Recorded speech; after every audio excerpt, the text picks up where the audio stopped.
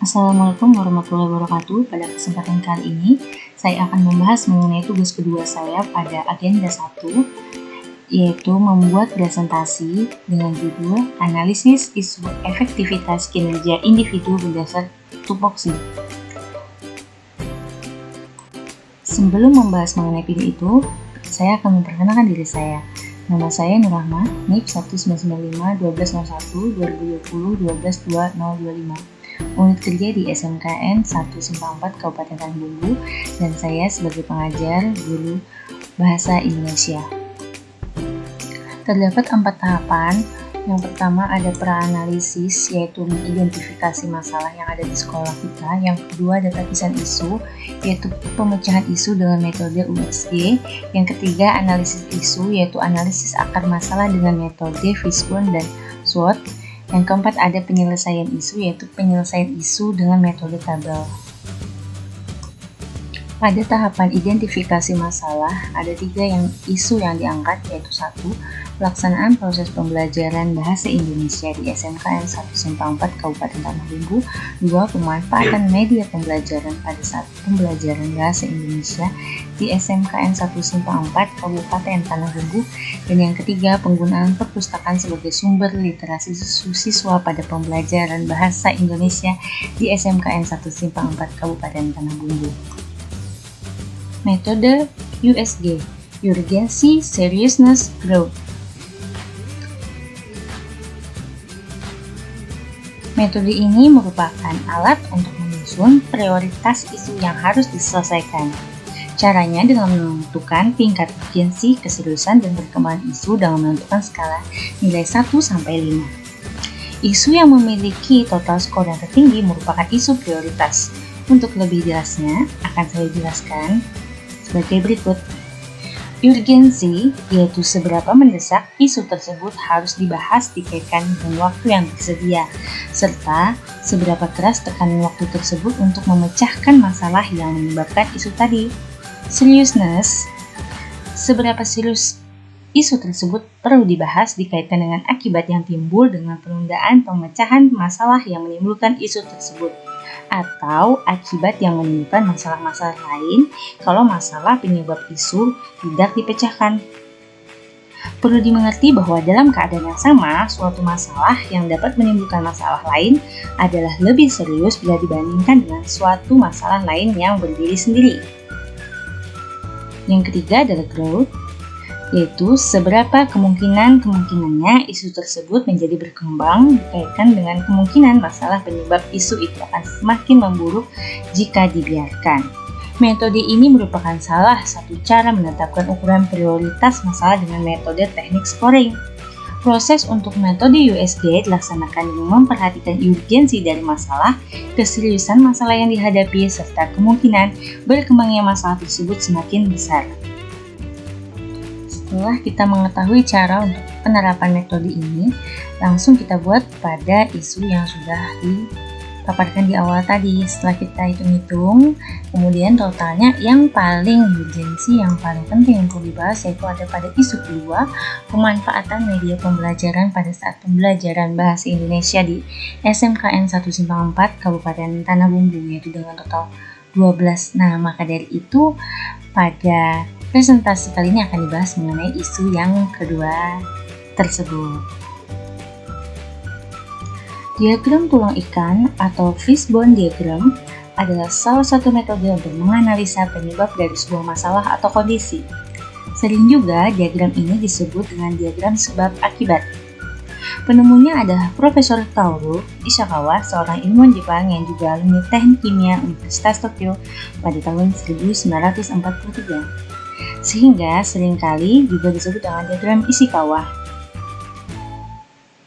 Diagram tulang ikan dipergunakan untuk mengidentifikasi akar penyebab dari suatu permasalahan, mendapatkan ide-ide yang dapat memberikan solusi untuk pemecahan suatu masalah, dan membantu dalam pencarian dan penyelidikan fakta-fakta lebih lanjut.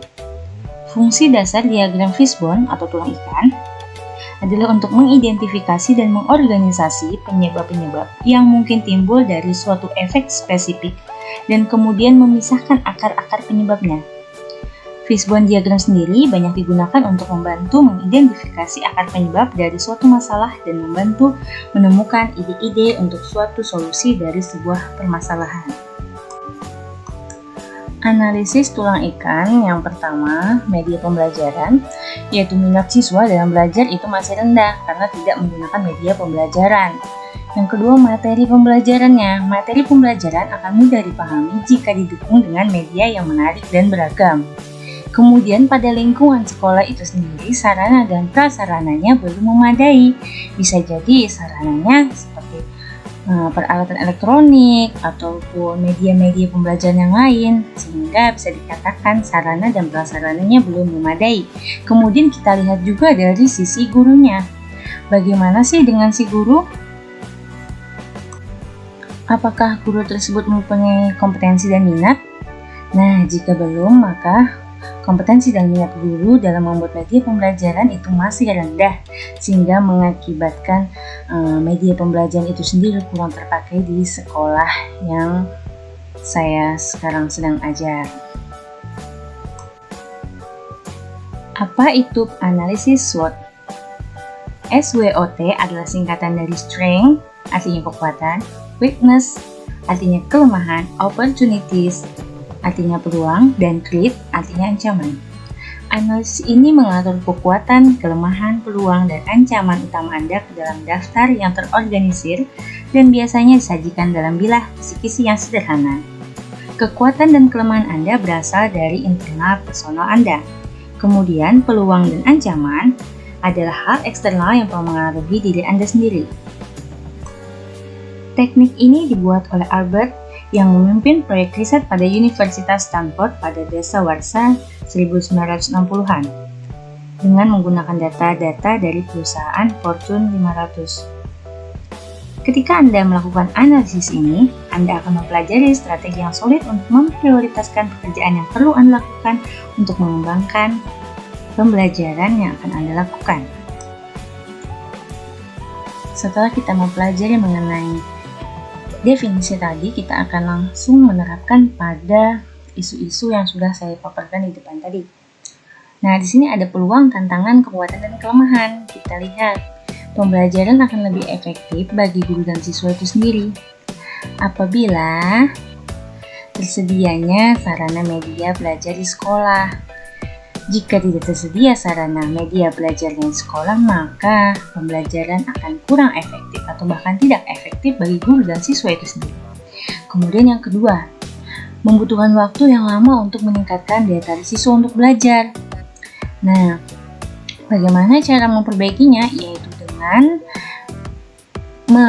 diperlukannya kompetensi guru untuk meningkatkan minat siswa pada proses belajar. Nah, jadi ketika siswa kurang tertarik ketika belajar, kita bisa meningkatkan kompetensi gurunya sehingga siswa itu bisa lebih mudah untuk belajar dan lebih tertarik lagi untuk belajar. Sekarang kita masuk pada tahapan rekomendasi penyelesaian pada metode SWOT. Nah, yang pertama ada alternatif penyelesaian. Alternatif penyelesaiannya ada dua nih. Yang pertama, mengadakan pelatihan untuk guru dalam membuat media pembelajaran. Kemudian yang kedua, membeli perangkat pendukung untuk pembuatan media pembelajaran yang menarik. Kedua alternatif penyelesaian ini pasti harus melalui tahapan. Nah, untuk tahapan yang pertama, kalau kita ingin mengadakan pelatihan, kita harus melakukan sosialisasi dulu kepada guru untuk pembuatan media inovatifnya, yaitu kita informasikan dulu kepada si guru nih sebelum kita mengadakan pelatihannya. Kemudian yang untuk yang alternatif penyelesaian kedua, sebelum kita memberi perangkat, kita harus melakukan konsultasi dengan bendahara sekolah dulu supaya nanti perencanaannya itu lebih matang dan lebih bagus lagi. Kemudian dari dua hal tadi ada hasil yang akan diharapkan. Hasilnya yaitu proses pembelajaran itu akan menjadi lebih menarik dan inovatif sehingga meningkatkan semangat siswa dalam belajar. Nah, setelah hasil yang didapatkan, kira-kira pihak siapa saja yang terlibat ya pada rekomendasi penyelesaian metode ini? Ada 3 pihak yang ikut serta dalam proses ini, yaitu 1 kepala sekolah, 2 guru, dan yang ketiga adalah siswa. Demikian presentasi dari saya. Terima kasih sudah menyaksikan. Apabila ada sesuatu yang kurang, tolong dimaafkan. Sampai jumpa lagi. Wabillahi taufiq wal hidayah. Wassalamualaikum warahmatullahi wabarakatuh.